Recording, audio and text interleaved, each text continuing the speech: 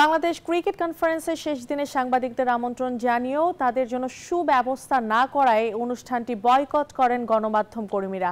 এই ঘটনার জন্য দুঃখ প্রকাশ করেছেন বিসিবির প্রেসিডেন্ট আমিনুল ইসলাম বুলবুল। তিনি বলেন, যাদের কারণে দেশের গণমাধ্যম কর্মীদের অপমানিত হতে হয়েছে তাদের বিরুদ্ধে ব্যবস্থা নেবে বিসিবি। বাংলাদেশ ক্রিকেট কনফারেন্সের মতো এত বড় উদ্যোগ আগে কখনো নেয়নি বিসিবি। নতুন সভাপতি আমিনুল ইসলামের বোর্ড, সারা দেশের সংগঠক, ক্রীড়া অফিসার, নারী ক্রিকেট উদ্যোক্তা সহ ক্রিকেট সংশ্লিষ্টদের নিয়ে 2 দিনের এই আয়োজন করে হোটেল সোনারগাঁয়ে।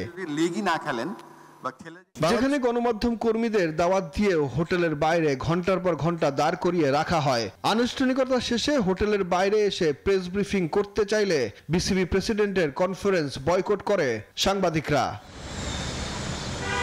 তার 2 দিন পর আনুষ্ঠানিকভাবে দুঃখ প্রকাশ করে গণমাধ্যম কর্মীদের কাছে বার্তা দিয়েছে বিসিবি। আমি নিজে আপনাদেরকে সেখানে দাওয়াত দিয়েছিলাম, কিন্তু যখন বাইরে এসে দেখলাম যে আপনাদেরকে প্রপার সম্মান জানানো হয়নি এবং আপনাদেরকে আমন্ত্রণ জানানোর পরেও যে ধরনের আমন্ত্রণ রক্ষা করার কাজ ছিল আমাদের ক্রিকেট বোর্ডের বা আমরা সেটা ব্যর্থ হয়েছি।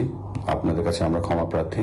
বিসিবি বস জানান, এই ঘটনায় যারা দোষী তাদের উপযুক্ত শাস্তি দেয়া হবে। আপনাদেরকে কথা দিচ্ছি যে আমাদের কোন ডিপার্টমেন্টের কারণে কেন এই ব্যর্থতাটা এসছে সেটা আমরা তদন্ত করব এবং তদন্ত করে যথাযথ ব্যবস্থা নেব। জানানো হয়, সামনে যেন বিসিবির সব ইভেন্ট সুষ্ঠু পরিবেশে সাংবাদিকরা কাভার করতে পারে সে ব্যবস্থা নিতে বদ্ধপরিকর বিসিবি। সুখন সরকার, নিউজ 24, ঢাকা।